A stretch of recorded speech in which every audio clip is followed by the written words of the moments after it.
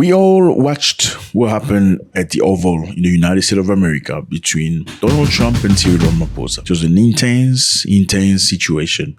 Very interesting. I think we need to bring things into perspective and give you head start, give you update on what has occurred since then. Donald Trump presented, a movie, literally. It was a movie, a screen. It all started really good, very calm. What's up, everybody? I hope you're doing good. It's a beautiful day. Thank you very much for stopping by. We appreciate it. I'm Zack. Thank you for stopping. We appreciate you. We want you here.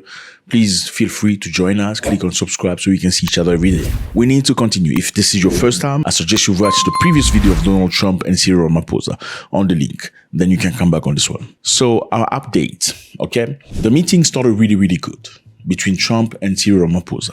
There was a level of respect, mutual respect that was evident. Unlike what we saw with Zelensky, there was respect. Now, you must understand one thing. Donald Trump played his cards really well. He played the screen. It was TV at the Oval, showing Julius Malema, doing Julius Malema, chanting the song, Kill the Bull, and everybody going, oh. And Trump did that with one goal. He wanted to show the entire world that whatever was telling you about South Africa, killing white people, genociding them, is truth. Look, it is here on the screen. Listen to this guy, Listen to this guy singing, Kill the Bull, the farmer. Yamaza, kill the poor, the farmer, kill the poor, the farmer. Why kill the bull and the farmer? Mr. Ramaposa tried to bring into Donald Trump's attention that we have a problem with crime in our country. And it's not limited to white people, because black people also are being unalived. There is nothing happens. There is criminality in our country. People who do get killed, unfortunately, through criminal activity are not only white people. Majority of them are black people.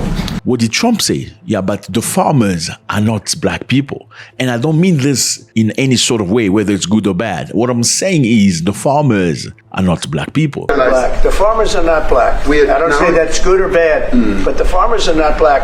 And the people that are being killed in large numbers, and you saw all those grave sites, and those are people that loved ones going, I guess on a Sunday morning, they told me, to pay respect to their loved ones that were killed. Their heads chopped off. They died violently. So in some ways, many people perceive that as Donald Trump providing only attention to farmers, not other people, because Mr. President of South Africa was very clear. We have a crime problem. However, we need to deal with the crime problem. It is not limited to the farmers who are white. Now, there was a video that played where Donald Trump was showing, he said, all these are crosses. There are crosses of people that every cross is one person that was unalive. And these are white South Africans paying respect to the people that were unalive. These are burial sites right here. Burial sites. Over 1,000 of white farmers. And those cars are lined up to pay love on a Sunday morning. Each one of those white things you see is a cross. And there's approximately 1,000 of them. They're all white farmers, the family of white farmers. And those cars aren't driving, they're stopped there to pay respects to their family member who's killed. It was literally, many of you didn't see it. I hope you're going to find that video straight for you. It's basically an helicopter flying over a field filled with crosses, okay? Now, we have a very interesting view about that. The video we got belongs to an entity, and we cannot publish it here because it's going to be copyright. However, I hope you're going to try use a little bit, and with all due respect, I'm going to ask them through this video, please allow us to use the video. NWN, is it EWN? EWN, yeah. EWN, with all due respect, ask you nicely to please allow us to use some of the video. It's for the good of everybody so they can understand. Thank you very much for your understanding. Much respect for your work.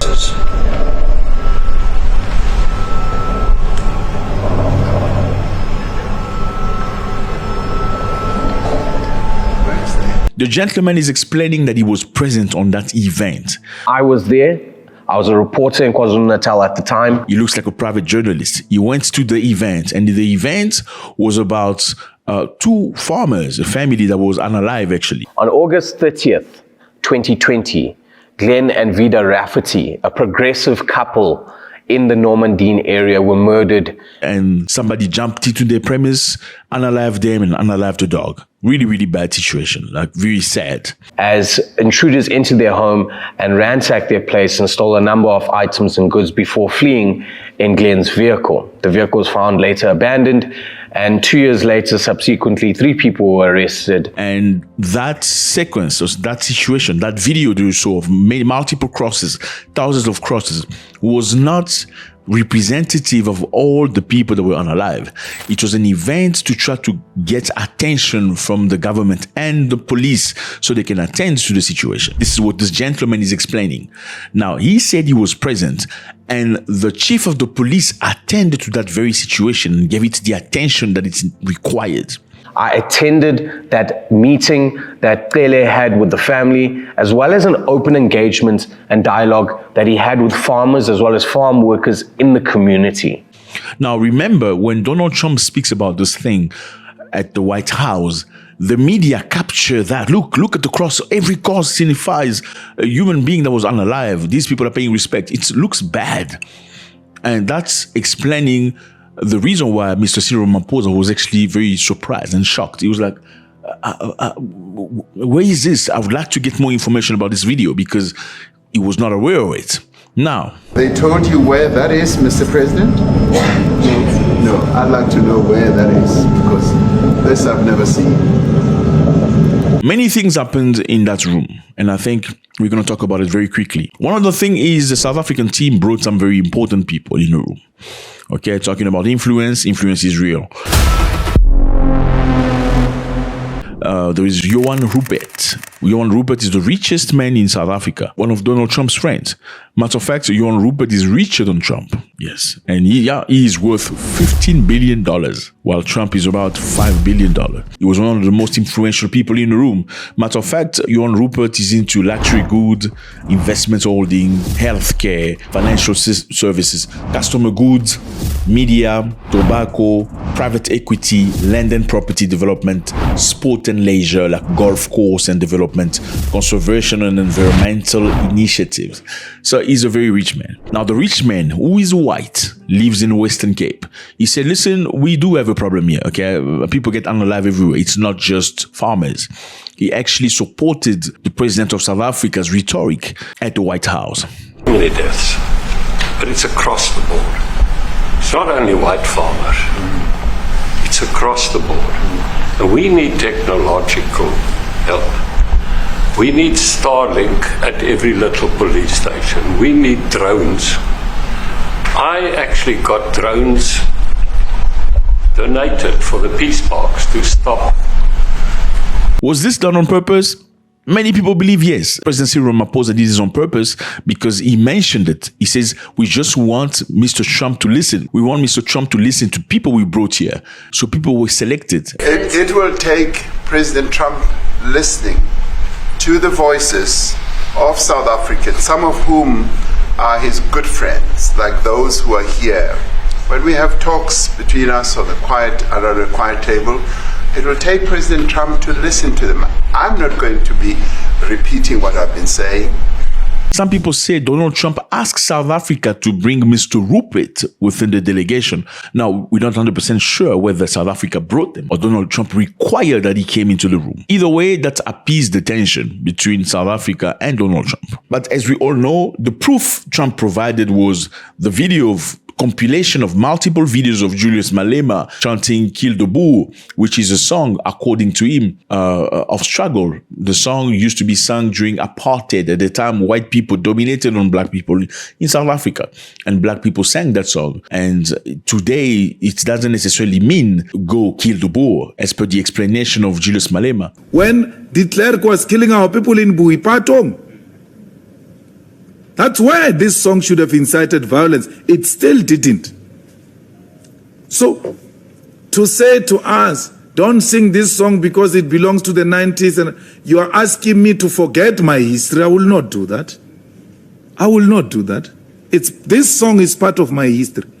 It's who I come from. I used this song to remind myself of what we've gone through. And we've emphatically and repeatedly said, the Boers and the farmers do not refer to individuals, but refer to a system of oppression.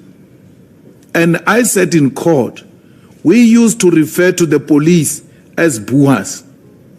When the police entered our township in Sishiu, they were black police. Even though it doesn't necessarily sound good when you say kill the Boer, kill the Boer. I mean, if you translate that into kill the black man, it sounds kind of way. But they say the song used to be sang during apartheid as a struggle song. We also know that Julius Malema went to court because of that song. And after he was done with court, he still chanted the song. So meaning the court acquitted him for some reason. That was one of the multiple proofs Donald Trump provided to the world to see. The second proof was a bunch of piece of papers that he was showing of people, unalive. This one is unalive. All these people are unalive. Now, some critics say that one of the papers he showed had nothing to do with South Africa.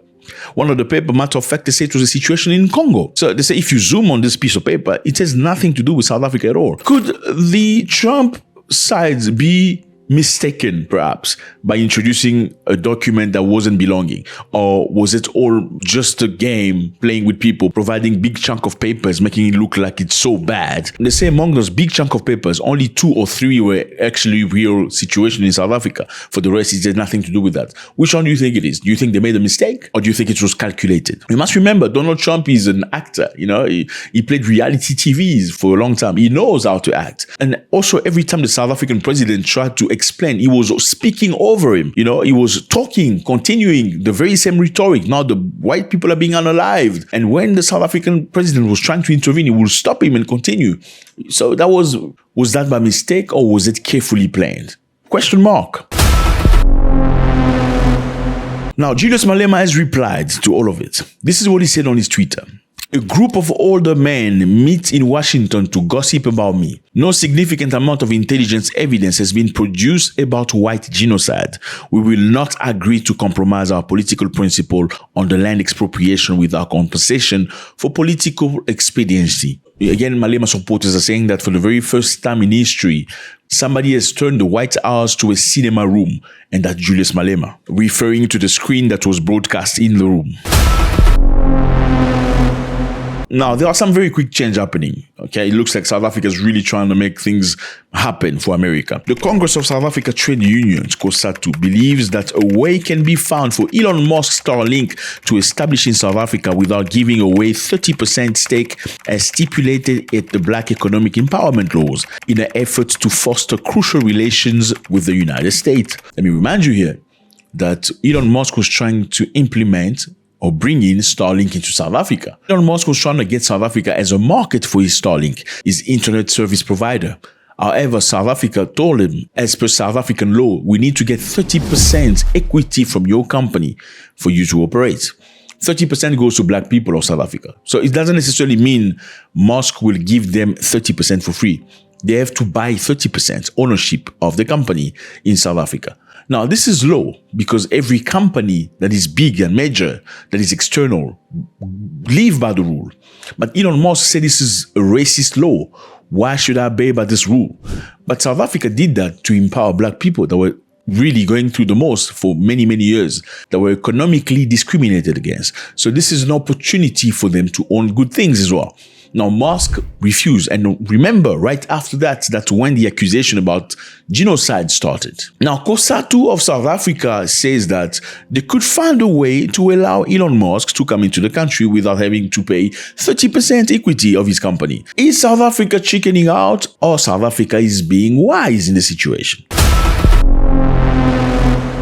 Many people don't know it, but the South African-born US-based Elon Musk was in a room on Wednesday when the mayhem was happening. Yes, he was right there because he started everything, so he had to be present in a room. As for now, in South Africa, Starlink is listed at service date is unknown, while it is starting in 2025 in Lesotho, Namibia, Tanzania, Congo, Democratic Republic of Congo. Its services are available in Eswatini, Mozambique, Zimbabwe, Zambia, Malawi, Burundi, among other African countries. So as things are going, there are accusations and there's business being made. There are accusations and business being made. Is this a technique or tactic of pressure so you can open open up the market. Give them a bigger chunk of the meat. Is this a strategy? Let me make you feel guilty. Let me accuse you to the world. If you don't react, I'm going to chase your ambassador back to your country. I'm going to refrain from sending you help. I'm going to stop providing you with medical help until you open the market for us. Then we're going to say you're good people. Again, my question is this one. How do you think South Africa leadership handled this situation? Do you think the leadership chickened out or the leadership has been wise in making decisions? Let me just remind you here, okay? As opposed to many African countries where white people came to steal and go away, white South Africans went to South Africa to stay forever. They, within their heart, feel they belong to that land. They don't feel like Europeans anymore. Of course, you'll find a bunch of them that are racist. They still want to be apart, but the great majority of white people in South Africa don't feel European. They are South Africans. So as much as most African nations feel like Africa should be liberated, white people should go back to the land, they're not going anywhere. They are not. And South Africa has grown accustomed to being a rainbow nation, meaning a nation with blacks, Indians, colors, and white. So their fight, you must remember, is not exactly the fight of most African nations where there is no white people at all. And most white people are perceived as stealers, as destroyers, as robbers, as colonialists that want to loot, steal, and run away to their countries. Now, does this mean that all white people in South Africa want equality? Absolutely not. Because you may not be racist and still want to profit from a racial system that was implemented during apartheid. So the fights are very different. Now, my question again, do you think South Africa, within the frame of South Africa's politics, chickened out in a situation where they were reclaiming land for black people? Or the leadership of South Africa has been wise by making the right choice for South Africa's future? Okay, my people, somebody sent me a video that I found very funny, actually. It's a video of the South African president, Cyril Ramaposa, talking about Donald Trump before he went to the US and when he got to the US. I think it's a very interesting video. Let's watch this. When I meet him, I will tell him. I will say, you, Donald Trump, you are even worse because your forebears came to America. They found the native, the indigenous Americans. They wiped them out. They killed nearly all of them. Shit. Kia perish. Bruh, I got 274. Ke bereka bjang a go le so.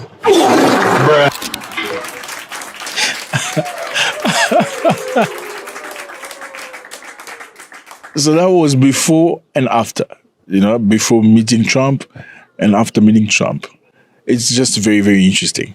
All right, so Julius Malema has made a response to the occasion, the whole saga in the US with Mr. Ramaposa and Donald Trump.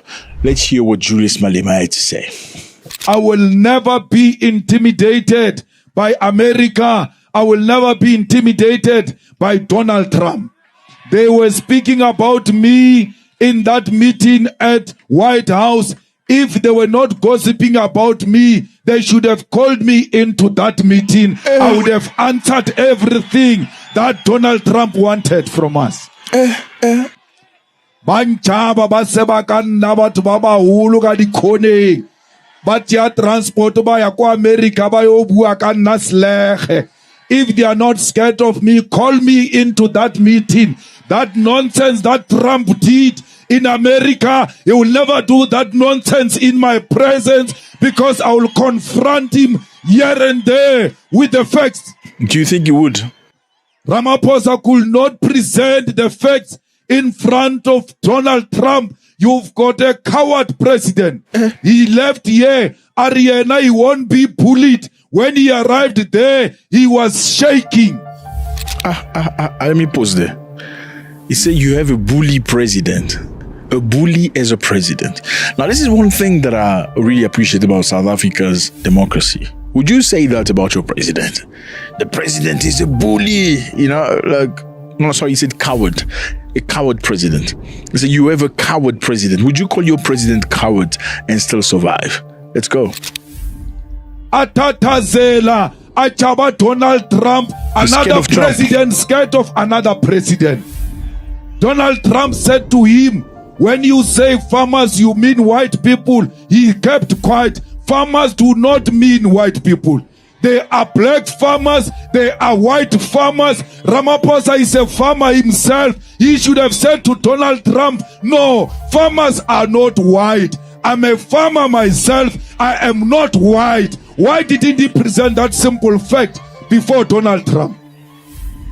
Why didn't he say there are so many people killed in South Africa and majority of them are blacks? There is no white genocide in South Africa. Bammonchatsila with crosses. He opens his eyes in shock. I know South Africa with my eyes closed. He's unable to tell Donald Trump that is not a picture. Okay. Let me stop there. That is not a picture of South Africa, he's saying. So he's mentioning when Trump showed Cyril Ramaposa, look at these pictures, look at this video. It was a video of multiple crosses. They spoke about 1,000 different crosses. And Trump said all these crosses represent a life, like a white farmer. And people went to pay respect to all these bodies. And he says, I know South Africa with my eyes closed. There's no such thing as a genocide happening. He should have told Trump that is not the reality. But he sat there and doing nothing, not reacting and looking bad. Because as much as Mr. Ramaposa, I believe, is an African that surely would wait for you to finish your sentence in that specific area. But that's what most Africans will do. They will let you finish your sentence first. They won't stop you in between. They won't overspeak to you or however you say it. Trump did it all the time. And sometimes that's perceived as you don't know what to say. When you're looking like this, people think you don't know what to say. Maybe you have a lot of things to say. But within the African mentality, you want to allow your person to finish speaking because you respect them before you speak. He said he would have never sat there looking. He would have spoke out and loud. Of South Africa, this picture does not belong to us. We don't have mass graves of white people in South Africa. Comrades, Donald Trump says to him, hey Ramaposa, Donald Trump says to him, hey Ramaposa, why are you not arresting this Julius Malema? Why is this Julius Malema not in jail? He can't respond with a simple fact that this song killed the Boer, killed. He failed to defend the Constitutional Court. By failing to defend the Constitutional Court, it means he failed to protect the Constitution. And when you fail to protect the Constitution as a president of the country, you have failed in your primary duty of defending the sovereignty of South Africa. Ramaposa, it's a failure. But you must understand one thing. When Trump says, why is this man not in jail? Why is this man not arrested? He simply means, why is this man not dead? Why are you not killing this man who wants to kill for white people?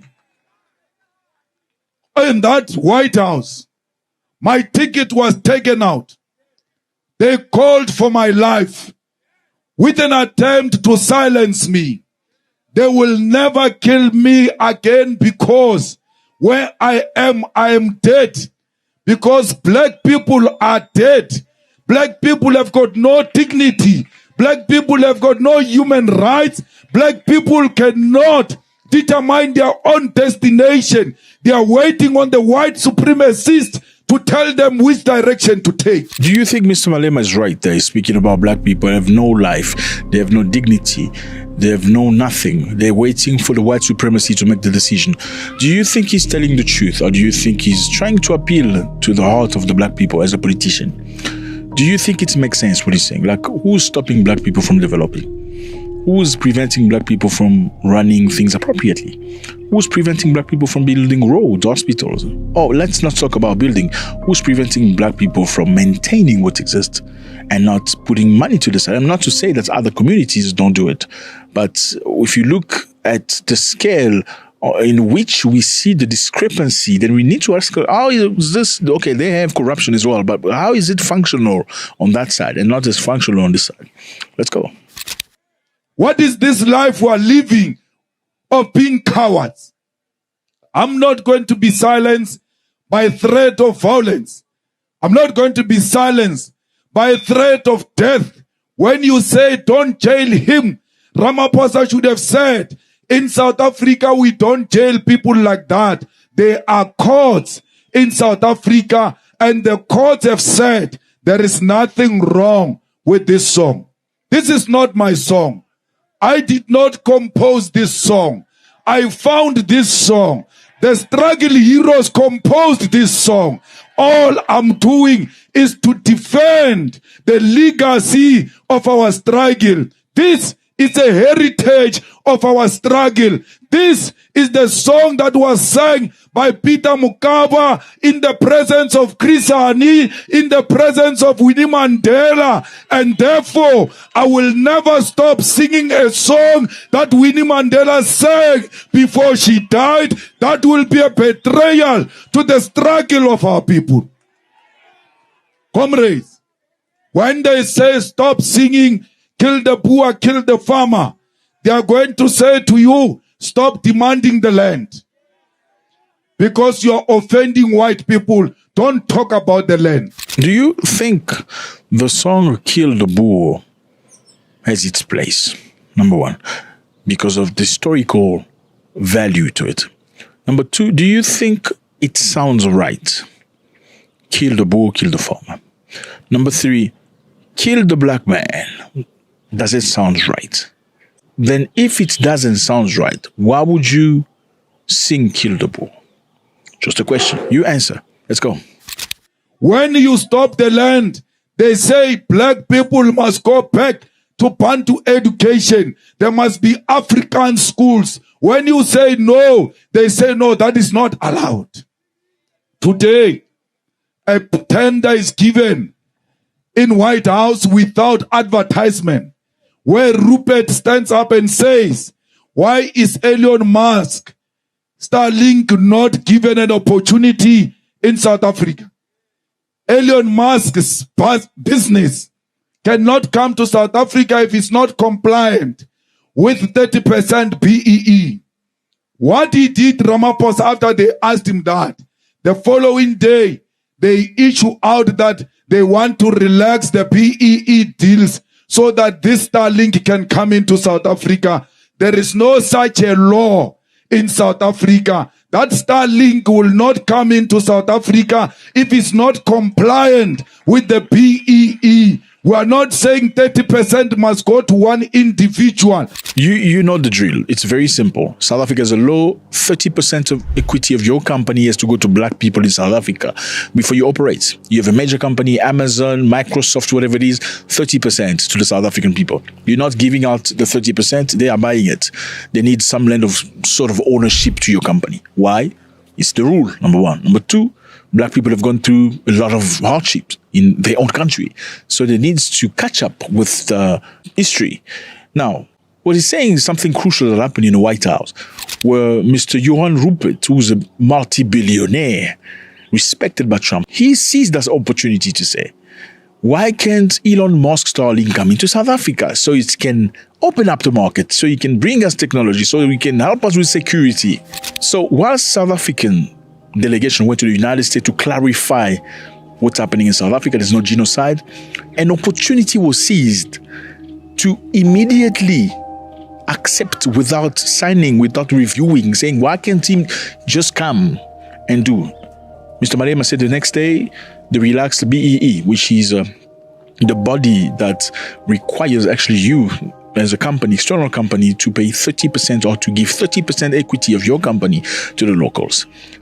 He said no tender was given, so no agreement was made. So automatically, under pressure, you accept to open a market, you refuse to open in the past. Does that make sense or not? Let's go. That 30% must go to black people, as many as possible, because we want to benefit from our own economy. Comrades, we must never be dictated to by business. I long told you, South Africa, that we are captured by Rupert, that our country is run by Rupert. How can a minister of international relations sit in a meeting? Oh, Malema, Mara no is a good boy. Is a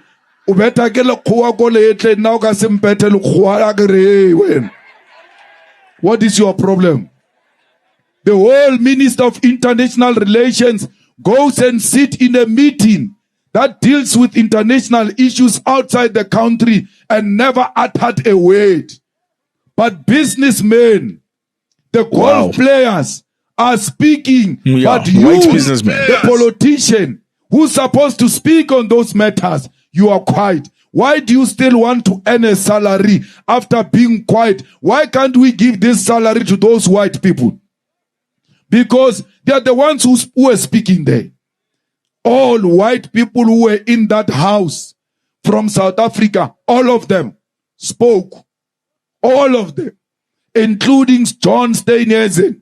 What gave them the ticket to speak on behalf of our country? It was their color. Only the color of their skin is the one that gave them permission to speak at the White House. Lamula was there. Kumbuzo was even worse. So the question is, let's say he's right. They spoke because of the color. What prevented the black politicians, regular entity of the government, to express themselves?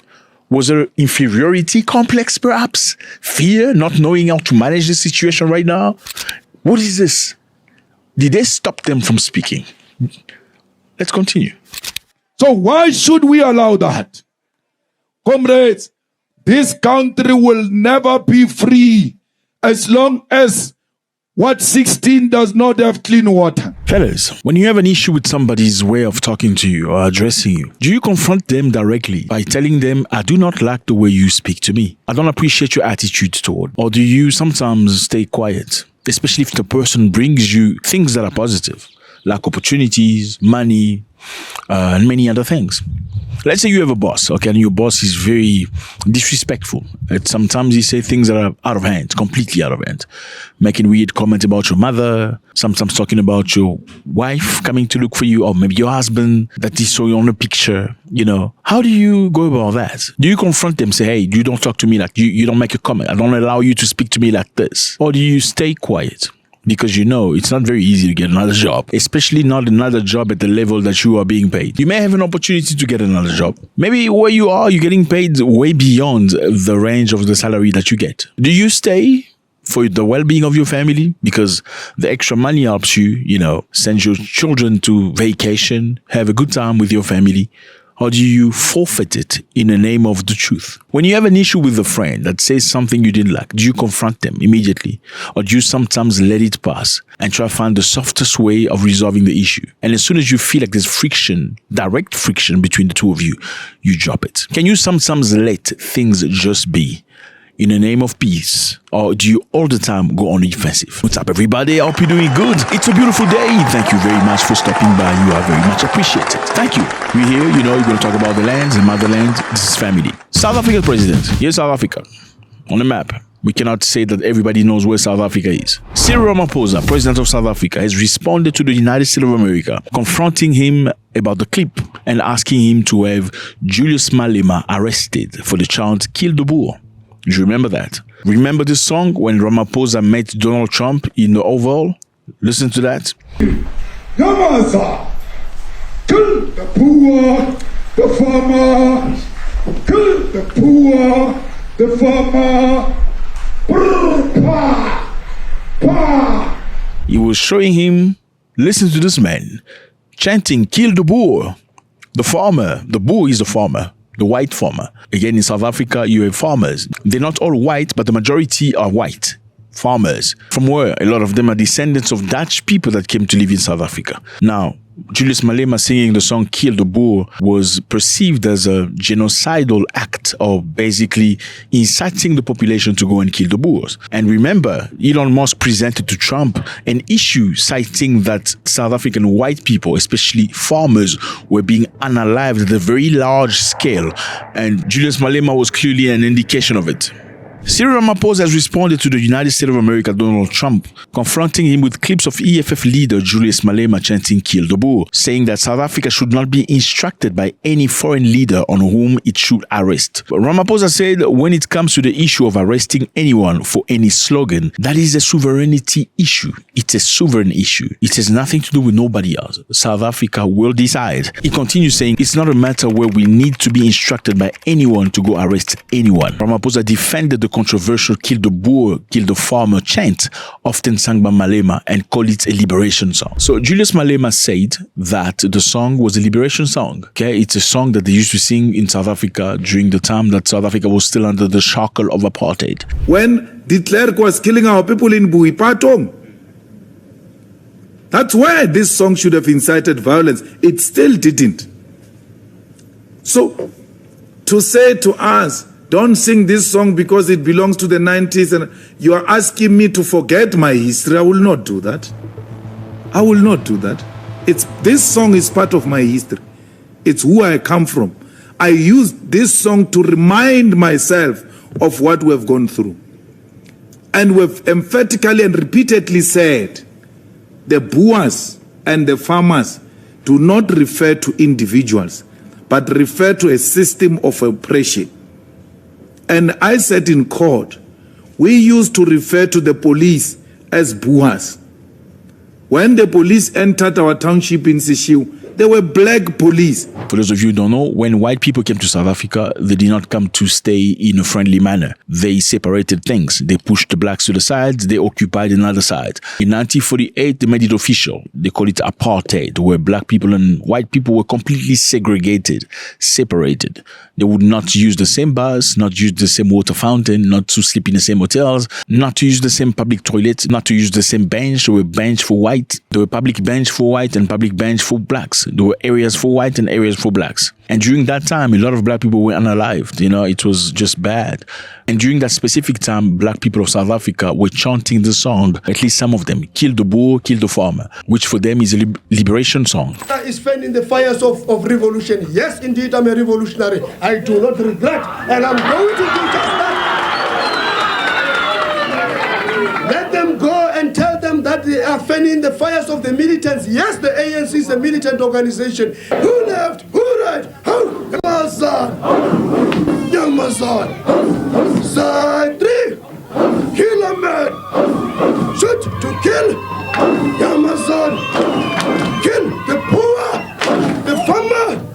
Ramaposa continues saying, we are a very proud sovereign country that has its laws, that has its processes. We take into account what the Constitutional Court also decides. Now, this is very interesting because if you look at when Trump said the same thing to Ramaposa, saying, why is this guy not in jail? Listen to this. South Africa belongs to all who live in it. But why wouldn't you arrest that man? That man said, kill the white farmers, kill the white farmers. And then he danced, and he's dancing, and it's kill the white farmers.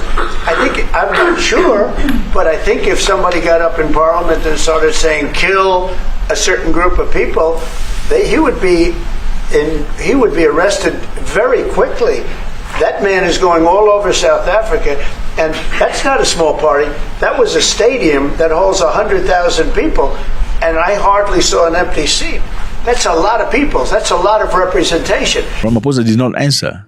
Okay, it's very interesting. In front of Trump, he said nothing. But he's back to South Africa. He said, we are very proud. We are a sovereign nation. Nobody can tell us what to do. The issues of arresting anyone for any slogan, that is a sovereign issue. It's not a matter where we need to be instructed by anyone that go and arrest this one. We are a very proud sovereign country that has its own laws, that has its own processes, and we take into account what the Constitutional Court also decided when it said that, that slogan, kill the Boer, kill the farmer, is a liberation chant and slogan. And it's not meant to be a message that elicits or calls upon anyone to go and be killed. And that is what our court decided. So they will probably want to arrest people willy-nilly. We follow the dictates of our constitution because we are a constitutional state and we are a country where freedom of expression is the bedrock of our constitutional arrangement. Not again my question. Do you think you should always go to things straight? You should always be hard when it comes to it. Do you feel Ramaposa chickened out in front of Trump and became way stronger as soon as he left the White House? I mean, we can also see a video that they sent me on how he spoke before he went to the White House. Listen to this. He's even worse. When I meet him, I will tell him. I'll say you, Donald Trump, you are even worse because your forebears came to America. They found the indigenous Americans. They wiped them out. They killed nearly all of them. That was Ramaposa before he went. He said, we will not be bullied. We will not be pushed around. We are a very proud country. We will not be deterred. We are, as South Africans, a resilient people. And we will not be bullied.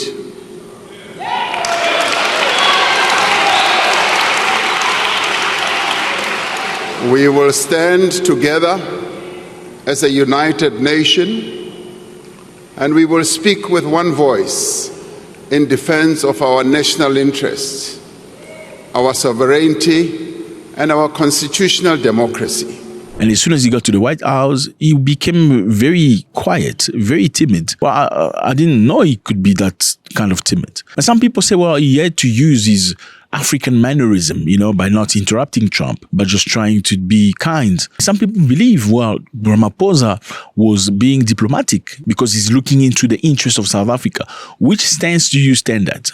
Do you feel he just was cowardly in front of Trump? He was talking a lot before he saw Trump. Once he left the White House, he started talking a lot again. Or do you feel he's just diplomatic, trying to take care of the interest of the South African people? Or the third option is politicians are not to be trusted because they say one thing here and the other thing on the next day. They say we will not be bullied on one day, then they go to this. No, okay, that's a small political party. It's not shared by everybody. How do you feel about that? South Africa president warned against external attempt to influence South Africa's legal system. So don't influence South Africa's legal system by telling us to arrest Julius Malema. Don't do that. Well, that is great because that was said out of the White House, not in front of Trump. He said we follow the dictate of our constitution because we are a constitutional state. We are a country where freedom of expression is the bedrock of our constitutional arrangement. True, South Africa is a place where people can speak out. Okay, they can allow themselves to say things like the president is a coward. Listen to Malema. Ramaposa could not present the facts in front of Donald Trump. You've got a coward president. He left here. Ariana, he won't be bullied. When he arrived there, he was shaking. That's a leader of a political party capable of saying that his president is a coward without being arrested. Can you do the same in your country? No, you can't. If you're an African person, you will not. They will put you in jail and beat the living crap out of you. We already know that. South Africa allows a lot of room to democracy when it comes to freedom of speech. And what's interesting again is like this man called the president a coward. Then the president defends him by saying we will not arrest him because we have freedom of speech. If it was in your country, the president, just because the dude called him a coward, will make sure he's arrested. Am I lying? Nigeria, all these other people. Am I lying? It's not a lie. So as much as you may say that you like Julius Malema's rhetoric, which is offensive and direct, well, Cyril Ramaposa, that many people are calling coward, also protected the integrity of Malema by stating openly, we are not going to arrest him. Okay, so you can't really just blame him. You can also praise him for being open enough to say, okay, even though we're going into a meeting where we're not the strongest party, we're still going to defend Malema, who is our child. So they're not selling their own. Okay? Can we be okay with that? Malema said he found the song. He didn't compose the song. When he was born, he found other people singing the song. Kill the bull, kill the farmer. It's Willie Mandela. My Lord, as a younger generation in the struggle, we sing the songs those who came before us sang to put ourselves in the position they were before. From the times of Shaka Zulu until today, I've never heard that black people were given instruction to attack through song. I'm still to wait for example where the masses of our people were given an instruction through song to go and attack. And he named many other leaders of the ANC, of the struggle, that sang the songs.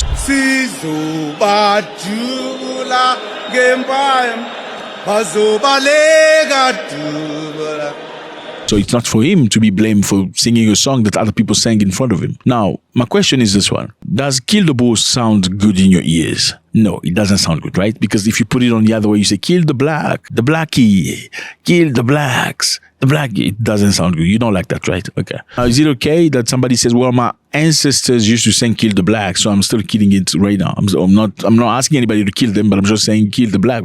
And like we said, our songs are not in any way meant to engage in any literal engagement. They are songs for that purpose of the revolution, not to attack anyone. That doesn't sound right. So where do you stand in this situation? Do you think Mr. Ramaposa acted in a cowardly manner? Was he scared, afraid of Trump? Was he speaking a big game before he went to the United States of America? As soon as he arrived in the White House, he completely became very quiet. And as soon as he left the White House, he became again very strong, saying, don't tell us how to do and who we should throw in jail? Or do you think Mr. Ramaposa was just being matured and wise, understanding that his personal feelings should not necessarily reflect when it comes to South Africa's international interest? Should he just express himself because he's angry and a proud free South African? Or should he utilize the way that is diplomatic, that allows South Africa's economy to grow until South Africa is actually free to operate by itself? Because let's remember, America still plays a major role when it comes to the economy of South Africa. Are you ready to put that in jeopardy? Maybe not. I want to know how you feel about that. Okay, now fellas, it's this case that's really broke my heart. Really broke my heart. Tears and heartbreak over a tragic story of a South African girl sold by her own mother. Yeah, I'm sure you heard about this. We probably spoke about this one time in the past. The South African mother was a colored, South Africa like to categorize people like that. My white friend, my Indian cousin, it's still very, but who are we to blame them? You know, South Africa got independence in 1994. It's very recent. People are still very much categorized in their color of skin. As much as people don't see it, because it's done so regularly, people are desensitized to that. They say my white boss, you know, my colored manager. That's what it is. And by the way, colored in South Africa is not black. It's not the same. Blacks are this way, very dark skin. In most cases, even though you may find some colored that are dark skin, blacks are generally like this, and colored a little bit brownish. And some of the colored have genetics of a mixture between Africa and Asia and many other things. Anyway, let's continue. This woman was convicted of kidnapping, trafficking her 6-year-old daughter. She has been sentenced to life in prison, along with her 2 accomplices. We are very happy about the sentence. This week is Child Protection Week. This case is a testimony of the NPA's conferment in protecting the rights of children. The theme of Child Protection Week is South Africa's children. It's all of our responsibility. That is also what the judge spoke to about today. Basically, this is a very sad story of a woman that does drugs. Okay, and I don't even know how to explain. I was so in tears when I saw this. Look, I don't get in tears for things that are absolutely stupid, and it almost never happens to me, but very sad. So this lady basically sold the child to a witch doctor, okay, or they are called Sangoma in South Africa, the traditional doctors in some cases. And this doctor apparently wanted the girl because she had a beautiful skin and green eyes. And unfortunately, some people in Southern Africa still believe in some superstitious things, such as, you know, when you have HIV and you sleep with a little girl, your HIV disappears. Sometimes they believe that if you unalive a child, you take some body part, they can use it for very powerful, mystic things, getting money, being influential, building houses, crazy stuff. And obviously this is not everybody, but some people in Southern Africa, not South Africa only, Southern Africa, believe that. It's very sad. And it's not limited to that, because some African nations also believe in, you see the juju nonsense in Nigeria as well. So it's very sad. Now this lady, apparently, she acted like she didn't know what's happened, like, where's my child? She cried, all that stuff. When I left her at home, it was the same as every day. They like to go and play. They like to be around just in our area. They were just like, there wasn't something different about that day. It was the same as every day. So I didn't notice something different. I didn't notice that this was something wrong. It's just when the nighttime came and I noticed that my daughter is not coming home, that I started searching for her. And around about 2:10 I called the police. And the police came and we started searching. I don't know. I feel like I'm going crazy. So please bring back my daughter. TV was there with this lady just lost a 6-year-old, absolutely dramatic. And then later on they investigated and they found out that she told her own pastor that she was broke, needed money, and she was ready to sell her child for 20,000 rand, which amount to $1,000 approximately. I don't know if she was drunk when she was talking to the pastor, whether it was the power of the Holy Spirit that was making her speak, or maybe she was on drugs, high, and was confessing crazy stuff. And not just the pastor, she also told her best friend, like, I've done something really bad. I've sold my child. And the investigation later on revealed that she was actually involved. And how do you do that? How do you sell your own child? I don't know. It breaks my heart. Such a little beautiful girl who trusts in you with everything she has. You carried her for 9 months in your stomach, in your womb. She trusts you with everything and you give her away like that. This world is cruel. People are cruel, brother. Very sad. So she'll be in prison for life imprisonment for unaliving the child. That's how I believe. And 10 years for kidnapping. The judge even said, this is what the judge said. Judge Nathan Erasmus said, on a human trafficking charge, you are sentenced to life imprisonment. On the kidnapping charge, you are sentenced to 10 years imprisonment. As he said that, there was a loud applause in the court. The human trafficking charge, you are sentenced to life imprisonment. On the kidnapping charge, you are sentenced to 10 years imprisonment. Even that woman's mother was applauding that she was going to jail. My feeling is she is guilty. She's guilty and she can't blame anybody else about what happened. She was the person that did the deed. I don't feel any sentence that they get will bring my grandchild back. I don't think so. So, like the judge said, life imprisonment. Maybe she will talk. Maybe she will come to her senses and talk. The judge also said that there is nothing that I can find that is redeeming or deserving of a lesser sentence. Because I've imposed life imprisonment, there is no need for me to rule on the concurrency of the sentences, because by operation of law, it will be served concurrently. South Africa President Cyril Ramaposa said he will not arrest Julius Malema. It's not going to be done. Nobody has to tell them how to manage their country. They're a free nation. The South African Constitution gives the guidance on how they should operate. Some people are saying Mr. Ramaposa was chickening out. He talked a big game before he saw Trump. As soon as he saw Trump, he became wet. Other people are saying Mr. Ramaposa was being wise and a mature man in protecting South Africa's interest. What is your take to that? Corruption, corruption, corruption. You know, in China, they kill corrupt people. Yeah, you do corruption in China, you're unalive, my brother. Even if it's a small thing. Yeah, especially people from government officials, state workers. You do anything corruption related, you're done. Yes. I know you go like, nah, that is unfair. How do you want to unalive somebody because he was corrupted? Society doesn't need corruption. Corruption is leprosy in the skin of any continent. And Africans are the champions. And I know you get triggered when they say that Africans are champion corrupted people. You feel like, yeah, why would you say that? Everybody's corrupted. Okay, if everybody's corrupted, then why their countries are better than yours? Why their systems are better? Why do they have options for women who have no husbands with children to have money, not the small money you'll get, to live? How come they have free school, good quality schools, high-level schools? How come they have high-level hospitals with good quality treatment, not sitting and waiting for your turn, crying? Assigned doctors for you, even though they're corrupt. So maybe your corruption level is higher than theirs. And that is very sad. Why is your corruption level higher than theirs? Because you're selfish in most cases. Africans are very, very selfish. And I don't care how you feel about that. You just think about you and you. Even your political parties are usually tribal related. Show me one African country that does not have a political party that is tribal related. That if you look at the political party, you can tell this one is from this tribe. Show me one African country. One doesn't exist. Because you're selfish. You just think about you. Sometimes you even support a president who's clearly incompetent just because he speaks your mother's tongue. Not because of the good deeds, good things that he does. Just because he looks like you, he sounds like you. Oh, he's our president. It's unbelievable, crazy.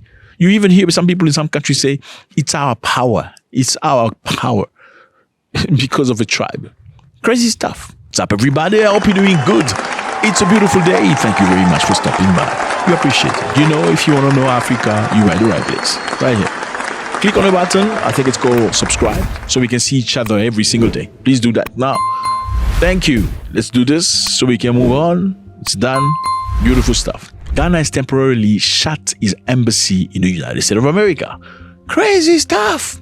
Yeah, shutdown of the embassy of Ghana in the US. Why are you asking yourself? Because of a big fraud system has just been unveiled.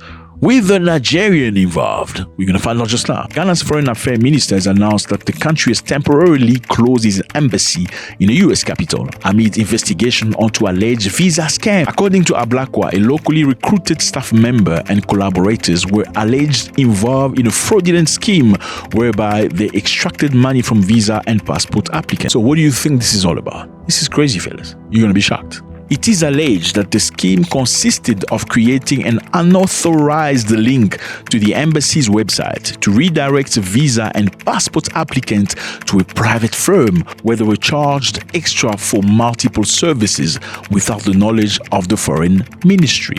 My brother, this is crazy. We're going to dive into this just now. Now, Ablakwa added that the staff member kept the entire proceed in their private account and that the scheme had been going on for 5 years. Applicants seeking visas to Ghana were charged an unapproved extra $100 for 5 years. Okay, this is high-level stuff. Now, the Ghana embassy in the United States have people that came from Ghana to work in the embassy. The Ghana embassy in the US also has a few people they hired from the United States of America that are necessarily Ghanaians. And among those people that were hired in America was a specific guy who was linked to a Nigerian dude. The Nigerian dude has a website. They created, okay? An hyperlink that would allow people who are applicants, when they click on the website, it redirects them from the website that's official to Ghana to a private website. So what they're going to do is you're going to go to a website that's very similar to the Ghanaian website, through the Ghanaian website. Then from there, you're going to pay fees, an extra fee of $100, which the government doesn't know about. Okay? They're still going to process the application as if it came through the website screen. Are we together? Crazy stuff. And they've been doing this for 5 years. And it's only now that they've unveiled and they've found out that this has been happening. So as a result, foreign ministry staff in Washington have been recalled home. So all of these people going back to Ghana. I know they've been dreaming about, Africans dream about America. And they love staying in America. I live in America. So it's like America, then Europe. But America is quite high. Maybe some Scandinavian countries are higher than America, but America, you know what I mean? So these Ghanaians are going back to America because of some dudes that decided to work with the Nigerian guy to create a website. As a result, foreign ministry staff in Washington have been recalled home and all locally recruited staff at the embassy have been suspended. President John Mahama's government will continue to demonstrate zero tolerance for corruption, naked conflict of interest, and blatant abuse of power. Congratulations, man, Ghana. Congratulations. How about you just hang him as well? I mean, yeah, we don't need people like this. I'm sorry. In China, they hang him.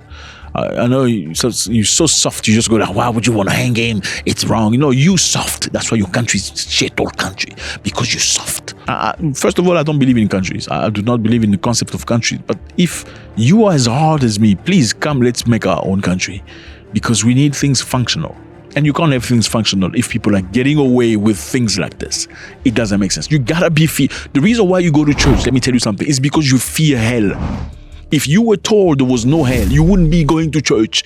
Maybe not you, but the majority of people. I'm telling you. The majority of people only go to church because they're scared of what's going to happen after death. They are no. They're scared.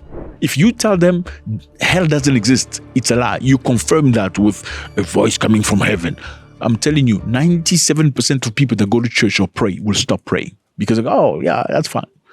Yeah. And other reason people pray is because they got a disease that's incurable. They're looking for a job. They're trying to get a visa. Yeah, I know. Africans pray for visa. Right? Crazy stuff. They pray for visa. Will fast them for 21 days. God, give me visa. I want to go to London so I can scam people in London. Yeah. They even pay 1/10 of the money they stole from scamming people in church. Crazy. Now we're going to Lesotho. Here's Lesotho, fellas. Beautiful place, lovely people. You have never been, you should. Lesotho is a scenic high-altitude kingdom completely surrounded by South Africa. You can see this? It's in the middle of South Africa. Its unique geography, rich culture, and adventure tourism opportunities such as hiking, pony trekking, and visiting Maletsunyane Forest makes it an off-the-beaten-path gym for European travelers. Beautiful place, Lesotho. Some of the nicest water in the world, drinking water in Lesotho. Great culture, good people. Now, in Lesotho, fellas, Lesotho has announced a visa-free entry for citizens from all European countries. Crazy stuff. Pick up my coffee. Yeah, no, stop. Why are you picking? You pick up my coffee on everything. Yeah.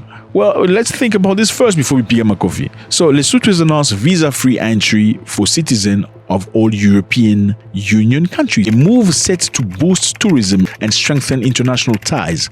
The policy was unveiled at the Lesotho EU Partnership Dialogue and is expected to be implemented soon, making travel easier for European visitors. Okay, that's good, right?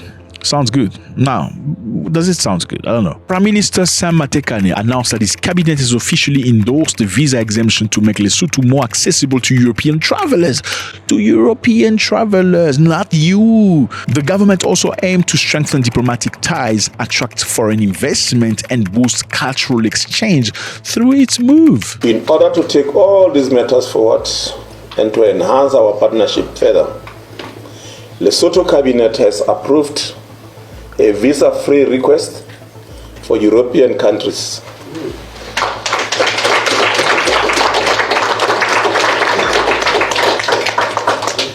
The implementation details shall follow.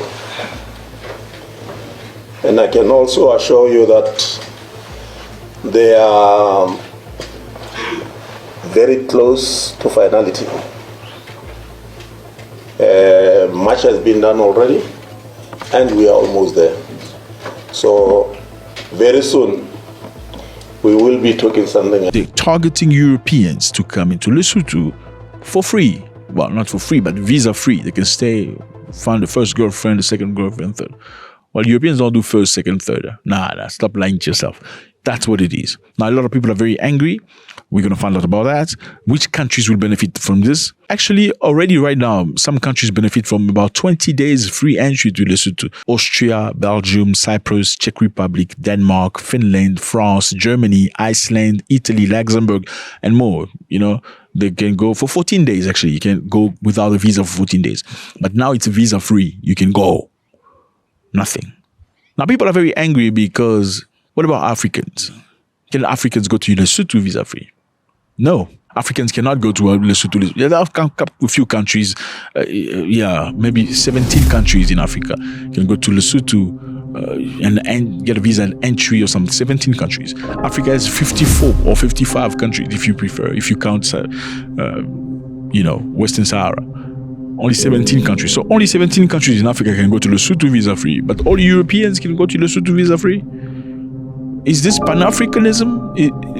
Don't you like Africans? Why? Why is this acceptable? Well, many Pan-Africanists don't like it because it's not nice, you know? What's going to happen to the guy that comes from Benin want to go to Lesotho? These are the people that don't get visa-free to Lesotho. Benin, Burkina Faso, Burundi, Cape Verde, Central Africa, Chad, Comoros, Congo Republic, Cote d'Ivoire, Djibouti, DRC, Egypt, Equatorial Guinea, Ethiopia, Gabon, Ghana, Liberia, Mali, Morocco, Nigeria. Of course, Nigeria. Who's going to give Nigeria visa-free? Anyway, let's not talk about Nigeria. So most of these countries cannot go to Lesotho visa free. Okay, and why? Rwanda can go to Lesotho visa free, even though Rwanda has allowed most African countries to come visa free. Rwanda will allow okay. Anyway, we don't know what's happening between them, but that's what it is. Somalia, Senegalese, Togolese, Tunisia cannot go to Lesotho visa free, but Europeans can go. Is it self-hate or something? Well, let's find out. Well, Lesotho wants people into the country. The EU has funded rural electrification and water sanitation projects that directly benefit local businesses and communities. You see, so the EU has been doing things for the Lesotho. They fund infrastructure projects like roads and water supply system. They support education, health, public sector and reform. This package of cooperation is focusing on renewable energy, civic education and electoral support. And in this way, the European Union, together with Lesotho, demonstrate the common commitment to build a greener economy and a more peaceful and just society in order to uplift communities out of poverty. As a reliable and principal ally on the global stage, the EU remains devoted to promote democracy, encouraging inclusive dialogue, and strengthening partnership based on mutual respect and respect of sovereignty, independence, and transparency. Number two, fellas, Lesotho's economy heavily relies on remittance, textile and water exports to South Africa. So Lesotho is a very small country. It's a beautiful country, but high in the mountain. In matter of fact, if you want to do snow in Africa, you gotta go to Lesotho. They have some of the most beautiful, scenic places. You get mountainous, but yeah, you can do just like you think you're in Switzerland. But anyway, yeah, African version. Now, Lesotho very lately had some issues with Donald Trump. Donald Trump hit them with sanction 50%. So meaning everything that comes from Lesotho to America will be charged 50% the price because Lesotho refused to allow Starlink in the country. Okay, we're gonna get into that. Lesotho wanted Starlink in the country, but in one condition. They must pay 30% to the government. Lesotho has a very similar policy as South Africa, where foreign entities have to give 30% ownership to locals, meaning you bring your company, 30% must be bought by black people. So you can allow black people to progress, grow, make money from their economy because you're profiting from the economy. They're not asking you for free. They have to pay. Starlink hated that. Same way they hated in South Africa. Trump was very angry. He hit Lesotho. Well, Lesotho is a big exporter of textile. They make jeans. You see the jeans that you wear? You see those jeans? Levi's, Strauss, Guess, and many other. Yeah, they are made in Lesotho. Oh, you didn't know that? Yeah, made in Lesotho. They sent to America. They made in Lesotho, sent to America. But they can be sold in America easily because America doesn't charge Lesotho any taxation at all. So big companies like Levi's, Guess, Louis Vuitton have factories in Lesotho operating. Obviously engaging and hiring a great number of people. And when Trump was angry at Lesotho, he hit Lesotho with 50% tax, and Lesotho was shaking because they didn't know what to do. And also, very quickly, they reversed their policy. They say, okay, you can bring Starlink, it's fine, sorry about that, don't kill us. And yeah, so it shook the country. Trump also stopped sending aid in terms of medicals to Lesotho. USAID helped Lesotho in terms of medical. Lesotho has one of the highest number of HIV people in the world. Yeah, next to South Africa and Botswana. Yeah, people like to... No, I'm just kidding. That was a bad joke. That was a very bad joke. Anyway, Lesotho has very high level of HIV. Great people, but that can happen to anybody. And Trump stopping to provide the medication was really bad, detrimental to Lesotho itself. $8 million to promote LGBTQI+ in the African nation of Lesotho, which nobody has ever heard of. Have they perhaps realized that they shouldn't be relying on one country like that anymore? Lesotho also gets a lot of money coming from South Africa. How? Because Lesotho provide water, drinking water to the Gauteng. Look at the map. This is Gauteng. Water that goes to Gauteng comes from Lesotho. Yeah, drinking water. They've built infrastructure so the water in Lesotho can drift into the Vaal River. This is the Vaal River. The water sometimes here come from Lesotho. It's because of Lesotho that a lot of people in Gauteng, Johannesburg have water. So the people in Gauteng who don't like Lesotho people, you want them to go back to Lesotho, you must think twice. If Lesotho close water there, you're going to starve. You're going to drink rainwater. Anyway, let's get back on track. Now, Lesotho is doing this, number one, because Europe is investing in the country. Okay? They're creating infrastructure, businesses and stuff. Number two, they're doing it so they can be independent from the United States of America and South Africa. Now, they're going to open visa for you for what? What are your country bringing to the land? By offering visa-free access to EU citizens, Lesotho aims to attract European investors and tourists, diversifying its economic base. Later this afternoon, in fact tomorrow morning, a presentation of the new EU cooperation program will take place, led by the Minister of Finance and Development Planning. During this event, 3 new financing agreements totaling 16 million euros will be introduced. These initiatives targeting good governance, renewable energy, and civil society development reflect the strategic priorities of our collaboration and will further solidify progress in these critical sectors. So that's the question. What are you going to bring to Lesotho? Question mark. I mean, yeah, there's a lesson we need to learn here. You know, brotherhood is not just about skin color. As much as we want to do that, you must be bringing something positive to me as a brother. That's what it is. Are you going to defend me like Mali and Burkina Faso were ready to defend Niger? That is brotherhood. It's not just say, oh, my brother, because I look black like you. No. Well, you may look black like me, but you come do scam and money laundering and crazy stuff in my country. What is the brotherhood? Should I accept you just because you look like me and you bring in negative things, dirt, destroying infrastructure? No. And to finish, in Liberia, the Indian Coast Guard recently rescued the crew of a Liberian flag container ship, the MSC Elsa 3, which capsized off the coast of Kalera in India. The Liberian ship was carrying 640 containers. For the Indian Coast Guard to save us and they take care about us since yesterday, and the monitoring, good communication, and we are survivors in time, and it's a good job. Thank you very much. Yes, so Indians came with a helicopter to come and help Liberian flagged ship that capsized. I don't know if they put too much weight on one side or because one wanted to take food for his auntie. The other one said, oh, let me add also for my auntie. And the other one said, me also, my auntie likes to eat Chinese food. Yeah, crazy stuff. So the rescue operation, the Indian Coast Guard swiftly responded to the distress call, rescuing all 24 crew members aboard the vessel. Indian Navy deployed 2 ships, INS Satpura and INS Sujata. INS Sujata arrived at 1900 hours on the scene and Satpura arrived at 2000 hours. The situation that we faced at that point of time, the challenges that we faced were that we had adverse conditions. We had wind speeds gusting up to 40 knots. We had debris in the water. We had containers in the water, which made approaching the ship, particularly at night time, very difficult. In the evening, 21 crew were rescued by ICGS Arnvesh.